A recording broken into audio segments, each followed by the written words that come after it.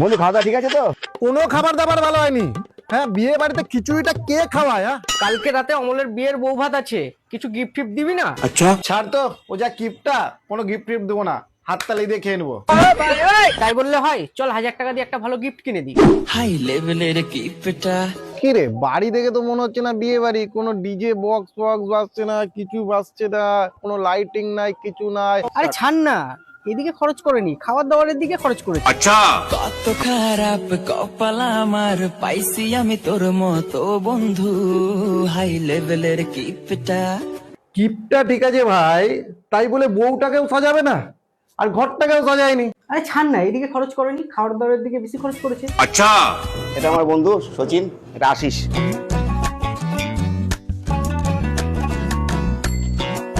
আমার জীবনে এত সুন্দর মেনু কোনো দিন দেখিনি, আর আশা করি দেখবো না।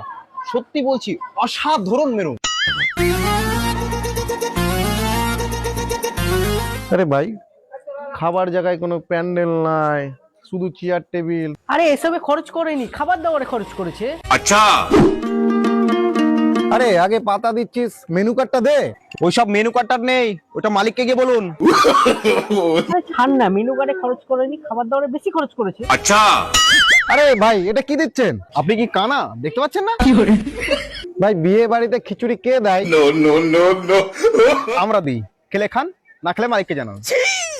আরে বাকি মেনু আসছে, অনেক আইটেম করে, খাবার দাবারে প্রচুর খরচ করেছে। প্রচুর আইটেম না, ছাই করেছে, শুধু খিচুড়ি আর আলুর দম করেছে।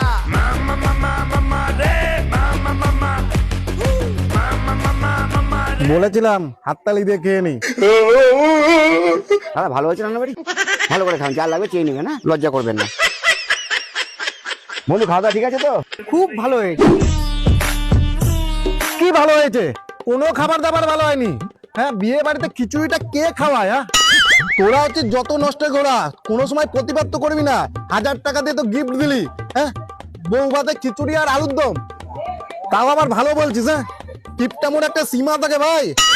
তুই তোর কিপটামু দেখিস নি রে? আমার বিয়েতে চায়ের কাপ কিনে নিয়ে এসছে মেলাতে 6 টাকা দিয়ে, এক পিস, তাও আবার সেটা দিয়ে খাসির মাংস ভাত ফাটিয়ে খেলো।